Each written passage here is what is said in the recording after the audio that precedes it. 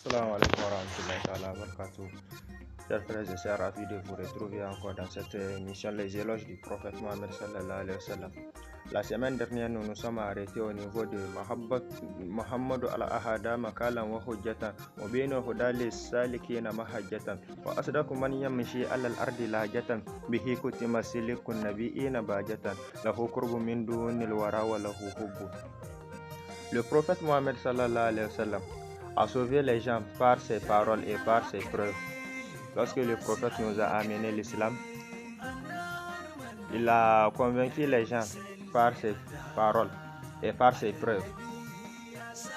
C'est lui la voie qui sauve. Pour les gens bien, c'est lui la voie qui sauve. C'est lui la voie qui sauve pour les gens qui partent à la Mecque. C'est lui le plus juste.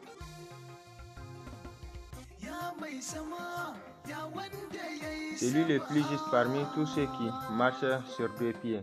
C'est de lui que se termine le conte des prophètes. Si on vient en compte de Adam jusqu'à Isa et l'heure complète, c'est-à-dire le dernier prophète, c'est le prophète Mohammed sallallahu alayhi wa sallam. C'est lui le plus proche de Dieu, de tous les êtres vivants, et c'est lui le plus aimé.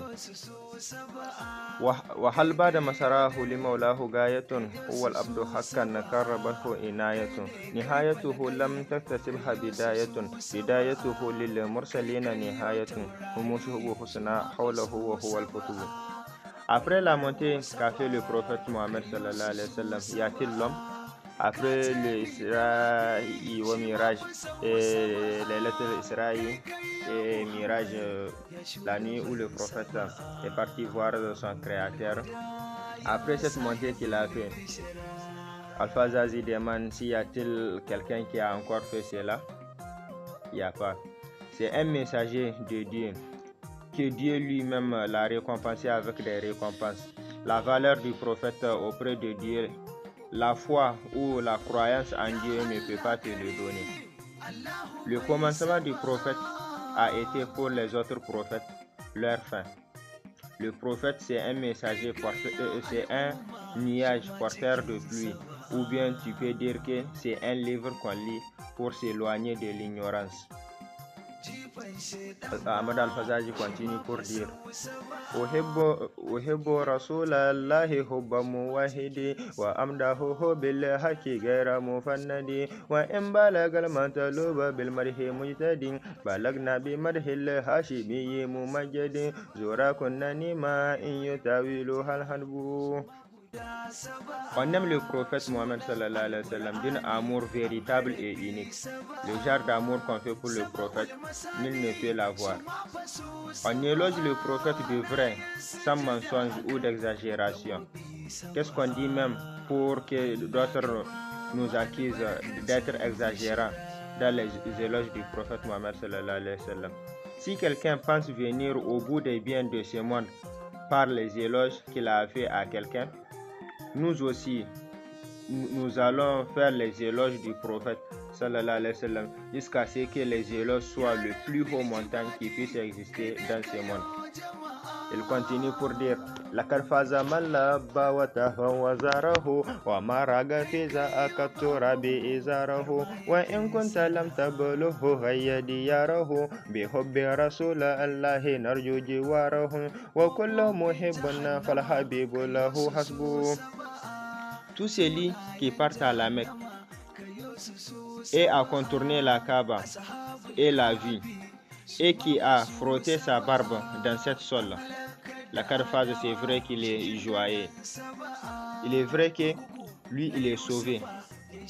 Et si tu n'as pas pu faire cette visite, c'est-à-dire si tu n'as pas pu partir à la Mecque, sache que c'est avec l'amour du prophète que nous désirons approcher le prophète dans son paradis.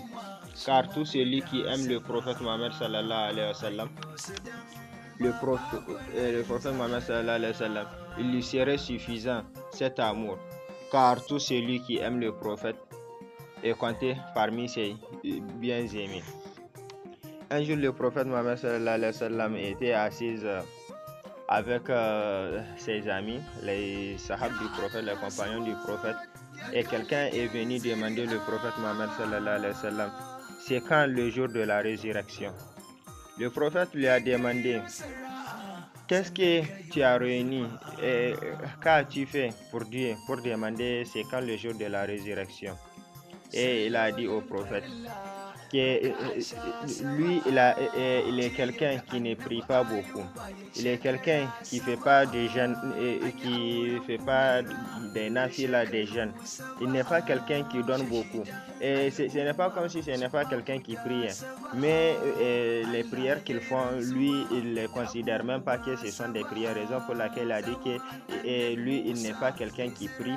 Il n'est pas quelqu'un qui jeûne, il n'est pas quelqu'un qui fait des sadaqas. Ce n'est pas qu'ils ne les font pas, mais pour lui, ils ne sont pas assez nombreux pour venir dire que voici ce qu'il fait. Mais lui, ce qu'il a dans son cœur, ce qu'il a réuni pour le jour de la résurrection, c'est l'amour du prophète. Et c'est de là que le prophète Mohammed sallallahu alayhi wa sallam lui a dit que Al-Marku man ama ahabba, tout cœur se trouvera à côté de son bien-aimé, le prophète Mohammed sallallahu alayhi wa sallam.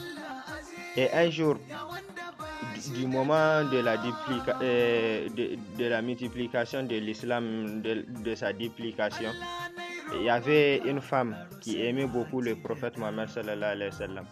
Chaque jour, il y a aucun jour qui soit passé sans qu'il quitte chez lui pour venir voir le prophète. Si il le voit même de loin, elle, ça lui suffit et elle retourne à la maison. Et ce truc qu'elle est en train de faire, les gens de chez lui n'aiment pas parce que ce ne sont pas des croyants. Et un jour, ils ont préparé un grand feu et ont posé une marmite sur cette fille. Et l'on dit, si c'est vrai qu'elle aime le prophète Mohammed sallallahu alayhi wa sallam, qu'elle vient et rentre dans cette marmite.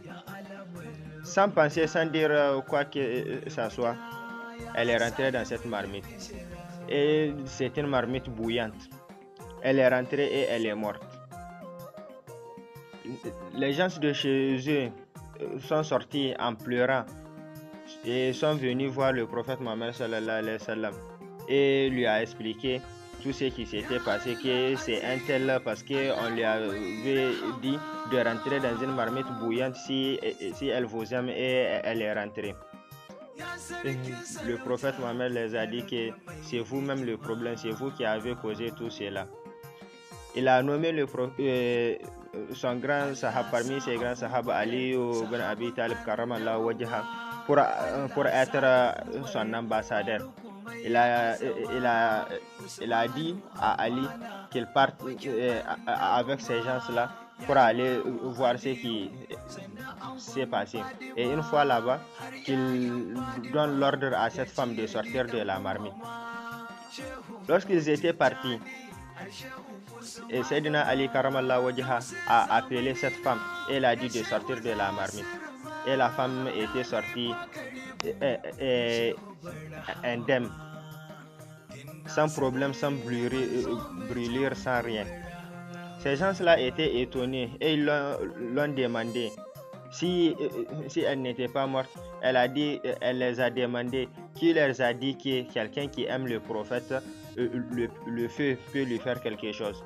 C'est comme ce qu'on a vu un peu derrière lorsque Ahmad al-Fazaji disait Nabiyyu azimul qadr bil haqqi mursalu yuhallu bihi muskana tiflan wa yunhalu. Et il a dit c'est où même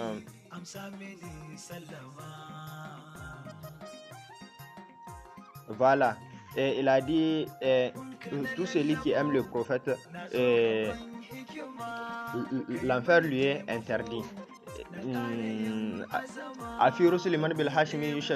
Y a-t-il parmi les prophètes quelqu'un avec qui on va comparer le prophète? Haramu alayhi naru kalbu ahabbahu.